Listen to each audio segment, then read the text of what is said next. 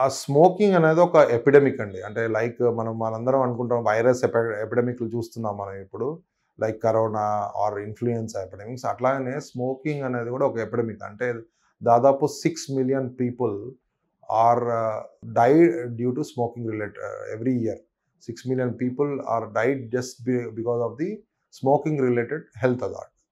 So దీంట్లో ముఖ్యమైనవి lung problems, heart problems and 17 రకాల క్యాన్సర్‌లు.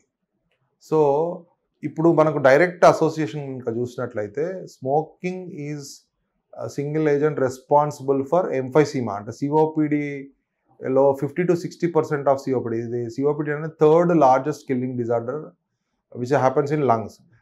మనకు ఆస్తమా లాగా ఉంటుంది కానీ ఆస్తమా కంటే కూడా డేంజర్ జబ్బు ఇది. క్రానిక్ అబ్స్ట్రక్టివ్ పల్మనరీ డిసీజ్ అంటాం.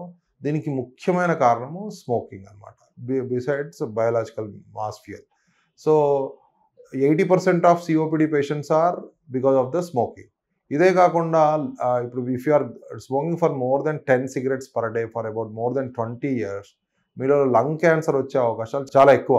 ఈ లంగ్ క్యాన్సర్కి కారణం ఏంటంటే మనకు జెనెటిక్ మ్యూటేషన్స్ అంటాం. అంటే smoking directly affects your jeans. So ఒక 150 జెనెటిక్ మ్యూటేషన్స్ స్మోకింగ్ వల్ల వస్తున్నట్టు గుర్తించడం జరిగింది. సో ఈ genetic mutations are forms the basis for the lung cancer. అంటే మీ సెల్స్లో వచ్చే జెనెటిక్ మ్యూటేషన్స్ లంగ్ క్యాన్సర్కి దారితీస్తాయి. ఇప్పుడు లంగ్ క్యాన్సర్ అనేది చాలా మేల్స్లో one of the commonest cancer అయిపోయింది. That is because of the smoking. ఇదే కాకుండా మీకు pancreatic cancer, bladder cancer, laryngeal and అంటే గొంతుకు సంబంధించిన క్యాన్సర్స్ ఇవన్నీ కూడా స్మోకింగ్ వల్ల రావడం జరుగుతుంది. 2 బిగ్గెస్ట్ కిల్లింగ్ డిజార్డర్స్ అంటే cancers, emphysema and most commonly other than these things హార్ట్కి సంబంధించిన హార్ట్ అటాక్స్ అన్నిటి కూడా స్మోకింగ్ కారణమవుతుంది. So 3 largest killing disorders are basically because of the smoking. మీరు తీసుకునే అదే మందులు, అదే నాణ్యమైన మందులు, కానీ సగం ధరకే.